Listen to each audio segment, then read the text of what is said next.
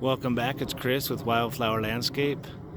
I wanted to highlight this curb appeal accent corner bed that reduces the amount of lawn that needs to be irrigated and mowed, and also adds a nice perennial bed, shrub bed accent.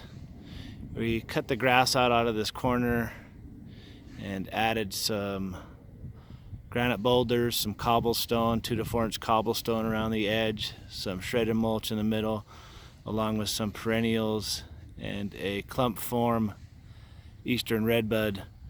We've got some Shasta daisy in here, red valerian, purple ice plant, some lilies, among other things. But this is a real effective way to, again, add curb appeal to your landscape, reduce the amount of lawn that needs to be mowed, and really just add a nice space to your yard.